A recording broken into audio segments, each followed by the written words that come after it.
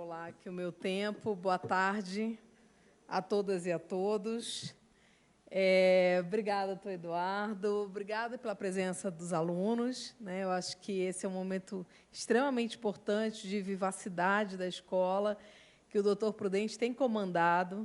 E aí, na pessoa dele, eu vou saudar a todos e todas, porque eu digo que se ainda existe Amazônia no Brasil, existe porque nós temos um Prudente.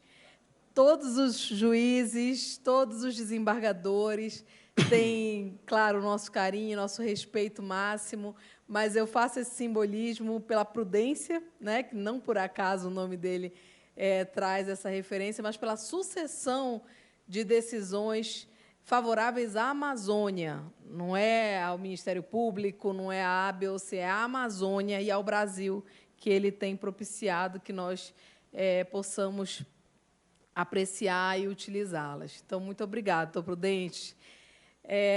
Muito bem. Me apresentar rapidamente, eu sou promotora de justiça no Estado do Pará. A minha promotoria de titularidade é uma promotoria agrária, ou seja, promotoria de conflitos coletivos pela posse pela propriedade da terra. Bem tranquilo isso no Pará, vida mansa, né? Mas, há alguns meses, eu estou provisoriamente respondendo por uma promotoria de improbidade na capital. Essa referência é só para informar que eu vou tratar aqui de um caso concreto, um pouco na linha do que o Felício fez também. É um caso que nós tivemos lá envolvendo uma mineradora também, a Hidro. Mas, neste momento, eu não estou na força-tarefa justamente por esse deslocamento de atividades. Opa, sou eu que passo, estou olhando para ele aqui. Então, já vou logo aqui ao ponto. Qual é o peixe, entre aspas, que eu gostaria de vender para as senhoras e para os senhores? A ideia de que a gente discutir direitos socioambientais, e que direitos são esses, quando eu chamo de socioambientais, são principalmente os direitos de populações mais vulneráveis afetadas pelos danos ambientais. Essa vinculação entre violação de direitos humanos e violação de direitos ambientais merece um olhar especial no campo jurídico. E, para a gente conseguir se apropriar, como disse o doutor Hugo aqui anteriormente, juiz lá de Tucuruí, dessa situação de complexidade, exige que nós tenhamos uma postura também diferenciada. A gente tem desafios para o sistema de justiça.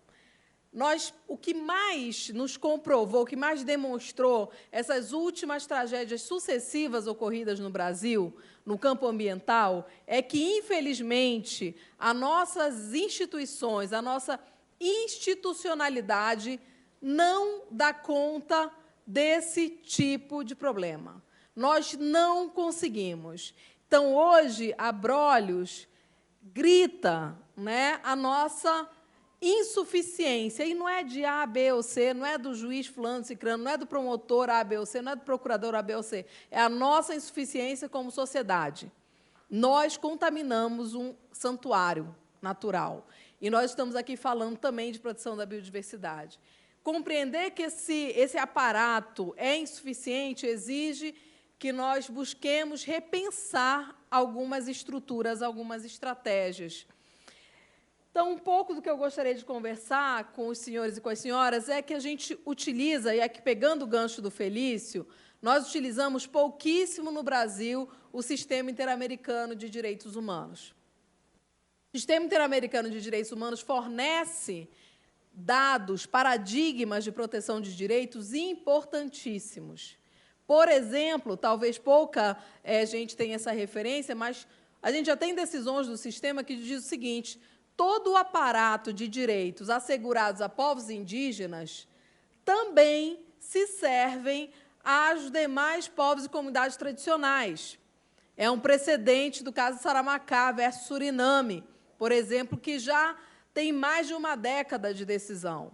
Então, esse sistema que diz todo projeto que impacte a vida de povos e comunidades tradicionais tem que ser precedido de consulta prévia, livre e informada, ainda é pouquíssimo conhecido e utilizado por nós. Então, essa é a minha primeira referência. Precisamos utilizar esse sistema. Segunda referência, o meu presidente da Abrampa, acho que não está aqui, mas ele começou criticando a ideia de rapidez ou alguma coisa assim. E eu acho que, realmente, o atabalhoamento, no momento que a gente quer agir, é um risco, mas, de fato, a gente precisa de celeridade. Talvez essa seja a terminologia mais adequada ao compromisso constitucional que nós temos da razoável duração do processo.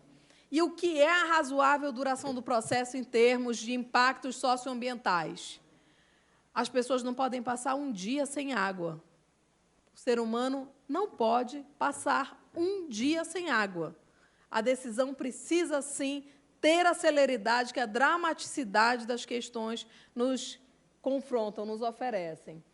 Mas, dentro desse contexto, eu chamo a atenção de todas e todos, no campo do direito, para a necessidade de nós desenvolvermos litigância estratégica. O juiz não litiga, é verdade, mas ele está no bojo de uma litigância estratégica. E o que é a ideia de litigância estratégica dentro da lógica dos direitos humanos? É que nós temos algumas ações que elas precisam mexer na estrutura dos sistemas jurídicos. Elas fazem mudanças, elas fazem isso que o Ilan chamou de avanço civilizatório. Elas nos levam para um outro patamar. Essas causas são e devem ser prioritárias. Não adianta que, com todo o respeito que eu tenho a algumas iniciativas de algumas instituições, mas entupir, vamos falar assim no português claro, o judiciário com várias causas judiciais, com várias ações, se elas não têm uma reflexão estruturante que seja capaz de mudar políticas públicas. E isso, todo o sistema de justiça tem que agir em benefício dessa mudança, desse avanço civilizatório, também, claro, o judiciário, dentre todos os outros atores do sistema de justiça. O campo dos conflitos socioambientais, dos direitos socioambientais, dos nossos desafios, pressupõe, sim, que todos nós do sistema de justiça estejamos no calor do conflito. Significa dizer que, retomando, isso já foi bastante falado aqui, as inspeções, as vistorias, o ir ao local do fato muda completamente a nossa visão. Isso eu falo como promotora de justiça. Quantas vezes eu tinha uma percepção da situação, quando eu cheguei lá, a situação era absolutamente diferente. Essa é uma prática que nós precisamos também trazer para o dia a dia. Mais uma vez, eu refiro aqui, não sei se o doutor Hugo está aqui, mas o doutor Hugo tem feito um trabalho belíssimo no judiciário paraense, que é de realizar as inspeções em loco, né? Verifiquei uma situação do aeroporto de Tucuruí, outra situação envolvendo povos indígenas na região de Tucuruí. Isso faz toda a diferença. Isso é o judiciário se apresentando com uma postura atualizada que os conflitos exigem. Isso tem imediata relação, principalmente essa questão das inspeções, das vistorias e também das audiências, com a rapidez necessária nos pedidos de cautela, que envolvam a necessidade de uma prestação jurisdicional de urgência, né? É fundamental. Essa é a diferença entre a gente conseguir reagir a um dano ou a gente agravar ainda mais esse dano. Que é um dano em que as pessoas não recebem, por exemplo, água no dia seguinte, e um dano que elas só vão receber água daqui a 5 meses, daqui a 1 ano, é um dano que se agravou no tempo substancialmente. Isso nos leva a precisar, eu sei que eu vou me meter aqui numa seara que não é a da minha casa, né, mas eu proponho uma reflexão, como a gente tem proposto no CNMP, uma mudança das metas. As metas elas não podem ser só quantitativas, elas têm que ser metas qualitativas. Se eu, ao invés de fazer 10 audiências judiciais, fiz uma inspeção, isso conta infinitamente mais do que a realização de números, do que a entrega de números a relatórios de acompanhamento, que a gente entende a plena relevância deles, mas é necessário uma mudança de olhar para a gente ter realmente a entrega da jurisdição, a entrega do direito a quem ele demanda. Finalmente, aqui, a questão da composição de forças-tarefas voltadas à complexidade das questões ambientais, ela é fundamental, Eu não vou nem entrar demais nesse assunto, que é um assunto muito do Ministério Público, mas a gente ainda precisa fazer uma revisão sobre como elas são realizadas. Porque, efetivamente, hoje, as forças-tarefas, principalmente nos campos não penais, que, infelizmente, não têm tomado muito, vamos dizer assim, a agenda, né, das forças-tarefas, o esforço tem sido muito grande no âmbito criminal, mas no âmbito, na esfera ambiental, por exemplo, a gente ainda tem pouca experiência da força-tarefa. Ela simplesmente é uma junção de dificuldades. São várias pessoas que precisam atuar e que se juntam para se ajudar. Mas a gente não consegue fazer um trabalho mais estratégico, um trabalho que entregue realmente uma atividade mais substancial. E aí, no terceiro ponto que eu acho que nós precisamos mexer, que é o licenciamento ambiental, que envolve tudo isso que o Felício falou. O problema não é só o licenciamento ambiental, o problema é a escolha do projeto que vai ser licenciado. A questão começa na escolha, na opção de desenvolvimento, na opção de projeto que eu vou realizar. Mas o licenciamento ambiental em si, nós estamos no momento de discutir moratórias a licenciamentos ambientais. O caso que eu vou falar aqui, que é o caso de Barcarena, como eu já falei, da empresa Hidro, é uma área, um distrito industrial, no qual eu defendo, tenho feito essa defesa internamente no Ministério Público. Nós temos que trabalhar uma moratória para Barcarena. Moratória significa dizer, não pode mais ter licenciamento em Barcarena enquanto as questões basilares não forem resolvidas. A gente não pode estar licenciando bacia de rejeito do lado de áreas de comunidades tradicionais. Isso não existe. A área foi criada como um distrito industrial em cima de várias comunidades tradicionais sem que elas sequer tivessem sido mapeadas. Enquanto essas questões basilares não forem resolvidas, moratória. Não se licencia mais nada.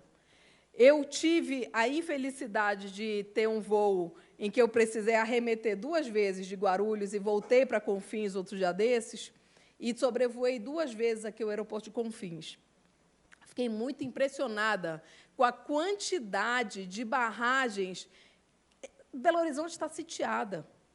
Belo Horizonte está sitiada por barragens. Qual a capacidade ainda de suporte que essas regiões têm? A gente tem que ser capaz de discutir isso e de, sim, pedir moratórias.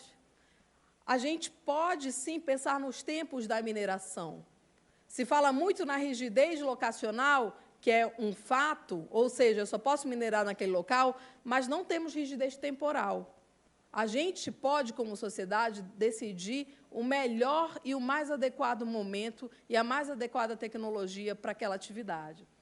Finalmente, o combate à postergação da análise de impactos tem sido uma prática muito recorrente no licenciamento ambiental. Para terem ideia, lá no estado do Pará, a gente teve o licenciamento da maior mina de ouro do mundo, que é o projeto Belo San, a 10 quilômetros da barragem de Belo Monte, uma atividade com explosões previstas durante 3 vezes ao dia.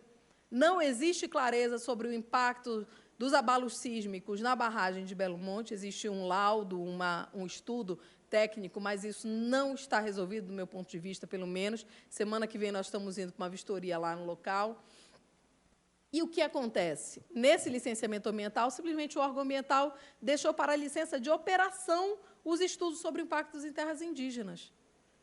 A mineração é ao lado de 3 terras indígenas. Assim, essa situação também nós precisamos entender como uma situação de violação. A questão da consulta prévia, livre, informada, prevista na Convenção 169 da OIT, é um outro ponto que nós precisamos, é uma outra baliza para que nós consigamos nos localizar dentro desse cenário de complexidade de impactos socioambientais, de violação a direitos socioambientais. E eu tenho cada vez mais me convencido de que é preciso ter uma ação estratégica no combate à corrupção ambiental. Nós precisamos atacar. Boa parte dos problemas ambientais vividos hoje no Brasil são fruto da corrupção. A gente precisa falar disso. Não é só fruto de um projeto de desenvolvimento em que eu estou brigando pela quantidade maior de empregos ou não. Não. Existem licenciamentos ambientais que eu já tive a oportunidade de apreciar, que eles copiam o estudo de impacto ambiental no parecer técnico. cópia. Eu me dei ao trabalho de localizar todas as cópias. O técnico do órgão ambiental copiou o texto ipsilíteres do estudo de impacto ambiental. Fez um corte e cola. Aquela coisa que eu tenho certeza que os alunos que estão aqui da Milton Santos não fazem, mas volta e meia se fazia quando a gente tinha um mau trabalho na universidade, era isso, era uma coxa de retalhos. O aprimoramento dos mecanismos de diálogo com a sociedade, eu acho que esse é um ponto que nós temos dificuldade ainda de saber como aperfeiçoar esses mecanismos.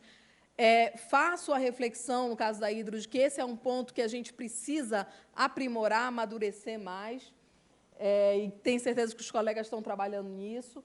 E a questão do apoio técnico, peritos e assessores multidisciplinares, não só ao Ministério Público.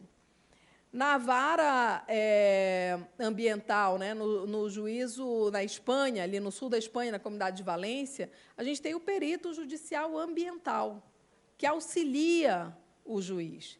A gente tem utilizado esse mecanismo, chamando algumas instituições para auxiliarem nos processos, né, vindo com amicus curiae, etc., mas é importante que o judiciário tenha esse aparato também, porque as questões têm uma complexidade muito grande. Como é que a gente vai discutir questões de geologia, de hidrologia? É complexo, é preciso que tenha um conhecimento especializado nesse campo. Bem, feita essa minha premissa aqui, que é, como eu disse, o peixe que eu quero vender para vocês, eu queria falar um pouco aqui das as nossas venturas e desventuras na força-tarefa. Eu não gosto da lógica do caso de sucesso, porque eu acho que caso de sucesso só existe no mundo perfeito, não existe isso, mas acho que tem algumas questões para a gente aprender.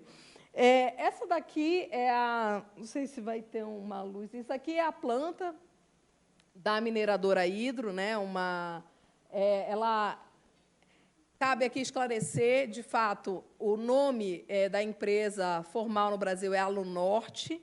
Ela utiliza um marketing de hidro Alunorte. Quando começou a grande questão do vazamento, aí eles pararam de usar hidro e disseram, não, mas a gente é Alunorte. Mas por que isso? Porque a Hidro ela é uma empresa norueguesa, ela é uma empresa do Estado da Noruega, não é que ela é de um grupo... Não, é o Estado. O país Noruega tem uma empresa chamada Hidro. No caso aqui da Alunorte, 30% do capital é do Estado norueguês. Interessante isso. Eu gosto sempre de falar isso para a gente ter algumas reflexões maiores sobre a questão ambiental. Aqui é a estação de tratamento da empresa, isso aqui é o Rio Pará. Aqui é a bacia, que é DRS1, Depósito de Rejeitos, o primeiro que se expandiu cerca de 5 vezes. Esse daqui é o depósito mais recente, que é o DRS2, que foi instalado já mais recentemente e que foi o que apresentou maiores problemas no ano passado, né? Está fazendo um ano desses fatos. Observem que aqui nesse ponto em amarelo é a comunidade Bom Futuro. É uma comunidade, aqui tem várias comunidades, inclusive comunidades tradicionais, como comunidades quilombolas, dentre outros. Guardem essa imagem, a gente depois vai voltar nela para esclarecer um pouquinho. No dia 17 de fevereiro do ano passado, 2018, nós tivemos a notícia, por redes sociais, na realidade, o que em si já é um problema, de que teria ocorrido um vazamento nas bacias, naquelas bacias que eu mostrei para vocês. Essa aqui é a DRS2, o DRS, melhor dizendo, essa aqui é a planta da empresa, e aqui ainda dentro da planta da empresa. O que aconteceu, de fato, teve uma grande quantidade de chuva, realmente, e existiu, não é claro até hoje se existiu um transbordamento, mas, de fato, existiu um vazamento. Aqui, essa área ficou cheia e eles despejaram efluentes não tratados de várias formas no meio ambiente. Bem, nós recebemos essa denúncia no dia 17, existiu várias iniciativas do Ministério Público atuando em conjunto, e aí eu acho que esse é um ponto positivo da nossa atuação nesse caso, porque a primeira coisa que a gente fez quando parou para MPF, MPT, a gente chamou o Ministério Público do Trabalho, MPE, eu no MPE, eu sou promotora agrária, tinha os colegas de Barcarena, a gente ficou, mas de quem é essa atribuição?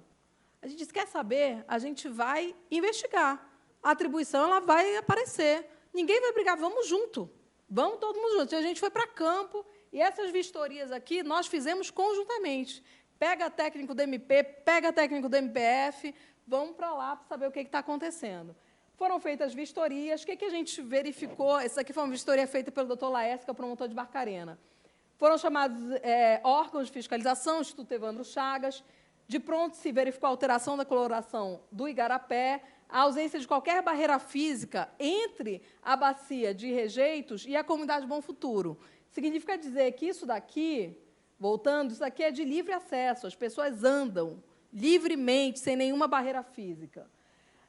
Se verificou a existência de sacos de areia no DRS-2, o que indicava, no mínimo, uma iminência de transbordo, e ainda a verificação do alagamento daquela área, que é a área 45, que é a área da planta da fábrica. Verificação ainda de uma tubulação projetada para fora dos limites da empresa, um tubo clandestino.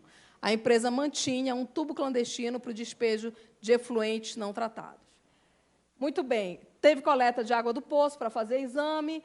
No dia seguinte, voltamos, foi feita uma nova vistoria, a gente quase morou dentro da planta aí durante um bom tempo. Realização de nova vistoria com órgãos ambientais, coleta de amostras, solicitação de novas análises. No dia seguinte, segunda-feira à noite, nós tivemos uma reunião na Secretaria de Meio Ambiente. E é muito importante falar disso. Qual era o primeiro discurso? Não aconteceu nada. Mas o que vocês estão... Não aconteceu nada, não teve problema nenhum. O que vocês estão falando? Não, o máximo que aconteceu, não teve nenhum alagamento externo. O alagamento ele foi só interno, ele foi só dentro da planta da fábrica. Tinha uma tubulação lá que estava descartando, mas aquilo é só água da chuva. Essa tubulação que estava descartando, depois eu vou falar para vocês o que era, é só água da chuva. Também foi dito que a tubulação não...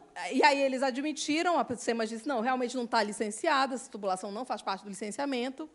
Diga-se que todo rejeito, todo efluente tem que ser tratado. Não existe permissivo legal para nenhum efluente ser jogado diretamente no meio ambiente. O DRS-2 está operando em teste, foi ele que extravasou, ele não tem licença de operação, ele não tem LO, aquela bacia menor que eu falei para vocês. E ele tem um comissionamento. Não é uma licença de operação, mas é como se fosse. Ele pode operar. E aí o que se revelou? Que, de fato, não existia licença ambiental para esse depósito de rejeitos. Crime ambiental, obviamente, enfim, uma série de consequências. Eles também entenderam que o DRS-2 foi só uma extensão do projeto aprovado na década de 80. Então, vamos lembrar que aquela planta foi licenciada na década de 80, 1986, salvo engano. Eles pegaram aquele licenciamento de 86 e botaram uma nova bacia, DRS-2, com uma tecnologia totalmente diferente, numa área que não tinha nada, tinha floresta, e tem comunidades tradicionais que dizem que ali moravam.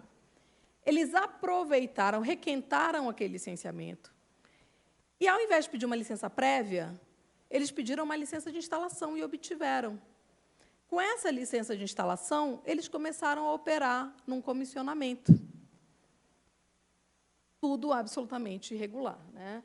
A partir daqui, então, e mais, não tinha, isso aqui foi dito pela SEMAS, não tinha necessidade de acionar o plano de contingência, o plano de emergência, porque a gente questionou, escuta, a gente só soube pelo WhatsApp, a gente só soube pelo Facebook que isso estava acontecendo. Cadê o plano de emergência da empresa? A SEMAS não precisava acionar, porque não foi um acidente efetivo que aconteceu. E a empresa, a gente nem acha que a empresa é responsável pelo dano. Bem, pedimos, o Evandro Chagas nos entrega essa nota técnica, alguns dias depois. O Instituto Evandro Chagas é um dos institutos mais respeitados da Amazônia. Tem 70 anos na Amazônia. No Brasil, é o único instituto autorizado a fazer os testes, por exemplo, para a detecção de ebola. Tão responsável e tão respeitável que é.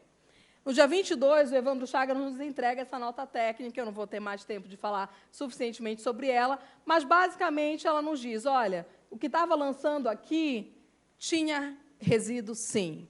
Era efluente, sim. Tinha traços de vários metais pesados, se localizou vários pontos de contaminação e, a partir daí, foi sugerido pelo Evandro Chagas a entrega de água potável para a comunidade, a execução do plano de emergência, e nós fizemos, então, algumas atuações, como a expedição de recomendação, ação judicial, etc. Eu só quero fazer uma nota de rodapé aqui, porque isso é muito importante para todos nós, como cidadãos. Os técnicos do Instituto Evandro Chagas e o pesquisador que coordenou esta pesquisa, esse levantamento de informações, teve contra si oferecida uma queixa-crime pela empresa, dizendo que ele tinha falado mal da empresa. Ele apresentou dados científicos. Parabéns, é por isso que nos orgulha ter um judiciário respeitável no nosso país e independente. Felizmente, ontem, nós recebemos a notícia da rejeição desta ação da mineradora contra o pesquisador. Não só, também a empresa acionou a nós na Justiça. Todos os membros da Força Tarefa contra o Ministério Público. Somos réus na Justiça para que nós fôssemos impedidos de utilizar os dados gerados pelo Evandro Chagas. Por aí vai. Expedimos uma recomendação, já apareceu aqui o tempo, essa aqui é a expedição da recomendação no dia 23 de fevereiro. Várias recomendações foram feitas. Nova vistoria realizada pelo Ministério Público. Aqui é o resultado da vistoria feita no dia, onde se apresenta aqui um galgamento da área da RS2. Isso daqui é uma anomalia do funcionamento da bacia. Relatório de vistorias do nosso grupo técnico, e aí nós ingressamos com uma medida cautelar inominada na esfera penal no juízo de Barcarena, que determinou a suspensão, o embargo, né, como tem sido popularmente falado, de 50% da atividade da empresa. Felizmente, essa decisão, mais uma vez eu digo, o judiciário que nos orgulha nesse país, tem sido reiteradamente mantida. Mantida no Tribunal de Justiça do Estado, mantida na Justiça Federal, e hoje 50% das atividades da empresa, até que ela demonstre que cumpre a legislação ambiental desse país, está suspensa. Não só a redução da produção da planta industrial, mas também com uma imposição de multa e a proibição do uso do DRS2, que é este não licenciado. A decisão do juízo criminal eu vou passar. Conseguimos manter no Tribunal de Justiça do Estado do Pará a decisão do juízo criminal. Posteriormente, essa decisão foi mantida na esfera da Justiça Federal. O juiz, inclusive, está aqui presente. Acho que é importante a gente ressaltar a importância do judiciário que faz e que cumpre o seu papel ao tempo em que isso é necessário. A oitiva de comunitários foi uma das atividades que nós buscamos fazer, mas, como eu disse, acho que esse é um ponto que nós precisamos aprimorar. A capacidade de nos comunicarmos com a sociedade ainda é um desafio. E aqui, só para mostrar como tem sido a evolução. Isso aqui é a planta original na década de 80, alguns 5 anos depois, salvo engano. Aqui já é na década de 90, e aqui a planta atual. Observem que esse ponto, que é amarelo, que é a comunidade Bom Futuro, ele não se mexe. As empresas de Barcarena, muitas vezes, dizem que a comunidade vem para cima delas. Não, nós estamos aqui, a comunidade que vem para cima. Esses dados históricos, Google Earth, mostram que a comunidade sempre esteve no mesmo lugar. É a empresa que avança sobre a comunidade. Bom, a Força-Tarefa foi finalmente criada, a gente começou, uma das recomendações do Ministério Público era de que a diretoria internacional da Hidro, da Noruega, se apresentasse ao Ministério Público. Isso aconteceu no dia 7 de março, eles compareceram e se apresentaram ao Ministério Público para prestar esclarecimentos, porque a empresa tem um compromisso, uma agenda de direitos humanos internacionais, e ela precisa prestar contas sobre isso. Aí se iniciou uma tentativa de conversa sobre um acordo emergencial, que demorou bastante, mas aqui, como eu já estou com um tempo muito curto, acho que foi a grande reviravolta, jurídica é que eu quero insistir a importância das inspeções e das vistorias, estejamos nós no papel que estivermos no campo do sistema de justiça. Quando estávamos tomando o depoimento de um servidor da Secretaria de Meio Ambiente, apareceu a notícia de que existia um canal antigo. A gente, mas o que é isso? É um outro tubo? E aí ele falou, não, tem. Cadê o auto de infração? Aí nós pedimos, ele apresentou. Quando ele apresentou esse auto de infração, a localidade pelo GPS não batia quando a gente jogava. Eu digo, eu vou lá. Eu fui pessoalmente nessa vistoria. Cheguei lá, não era um tubo. Era um canal feito para jogar rejeitos no rio. Pelo menos efluentes. Vou nem falar rejeitos, porque o rejeito demanda uma outra prova, mas efluentes no rio. Isso daqui vai finalizar, isso aqui é a bacia de mistura, onde tem rejeitos e tem efluentes que devem ser tratados. Isso daqui faz parte da estação de tratamento da empresa. E essa portinhola aqui, essa guilhotina que abre e fecha, isso daqui foram os comunitários que fechou com depoimento dos comunitários. Os comunitários diziam, não, eles jogam direto, quando é de noite, joga direto no rio. Quando a gente chegou lá, estava lá essa portinhola que tem aqui, como vocês podem ver, um canal que leva até o rio Pará.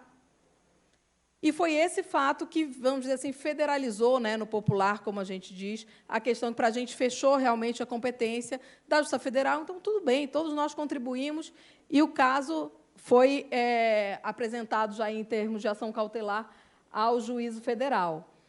Mas, vejam, essa portinhola, essa guilhotina, estava pronta para funcionamento, tinha até uma graxinha lá, estava até engraxadinha, para levantar todas as vezes que a estação de tratamento não desse conta de fazer o tratamento dos efluentes ou rejeitos. Isso aí gerou uma recomendação, mas observem, essa é a situação que a gente encontrou na fábrica, pisos quebrados na área da estação de tratamento, gerou também a atuação do Ministério Público do Trabalho, as manilhas por onde flui o resíduo bruto, o rejeito bruto, quebradas aqui, né, com defeitos, podendo emanar para o meio ambiente.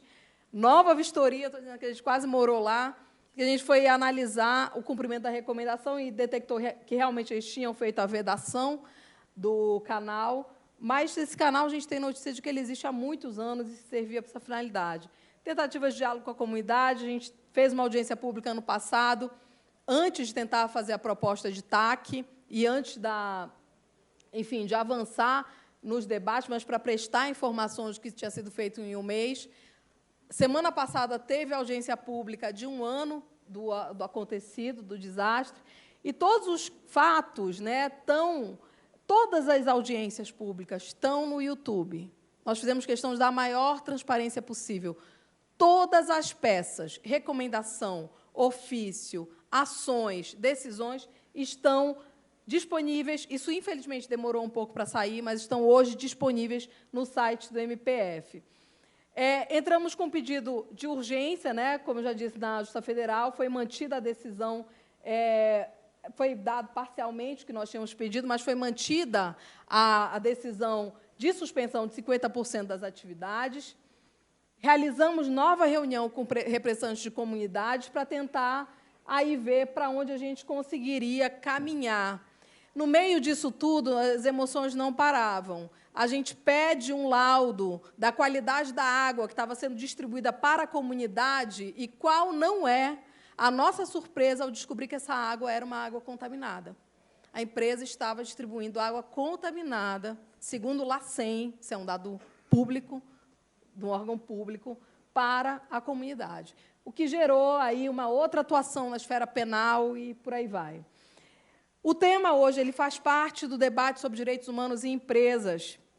Inclusive, foi objeto de uma das audiências da Comissão Interamericana de Direitos Humanos.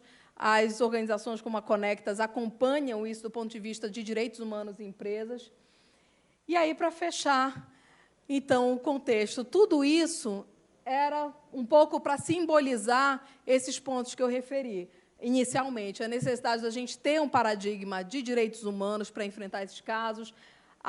Na verdade, o grande motor que fez a recomendação ser acolhida, em parte, pela empresa foi que nós nos referimos ao relatório da empresa sobre direitos humanos. A empresa apresenta um relatório anual de direitos humanos, vocês não estão cumprindo. Vocês têm que prestar contas disso. Celeridade, litigância estratégica, olhar com atenção esses casos, que são estruturantes, as vistorias, as inspeções, o ir ao local. É óbvio que nós não temos condições de ir em todos os casos, mas a gente tem que ter esse olhar para conseguir se fazer presente. Eu nunca teria dimensão daquele canal e teria tido uma consequência que foi a federalização, não que isso seja importante, mas é o correto, foi o correto naquele caso, se eu não tivesse ido pessoalmente ao local. Então, é muito importante esse contato. O licenciamento ambiental que a gente precisa enfrentar, não dá mais para a gente ficar chorando a tragédia. A gente tem agora que lutar para que não tenham novos licenciamentos irresponsáveis. Não temos nada, vai pagar o dano das pessoas que foram vitimadas em Brumadinho, nada. Nem o Banco Central inteiro tem dinheiro para pagar tudo que aquelas pessoas sofreram. Essas tragédias elas só são enfrentadas de forma eficaz se elas são evitadas. A gente, depois que acontece, infelizmente, o que a gente vai fazer é mitigação, né? É, infelizmente, muito inferior ao que deveria. Combate à corrupção ambiental, essa é uma linha que a gente está trabalhando, que eu acho que é necessário trabalhar fortemente, e o aprimoramento dos diálogos com a sociedade e o apoio técnico. Eu encerro aqui e deixo meu contato, caso alguém queira depois conversar, dialogar, refletir. Muito obrigada.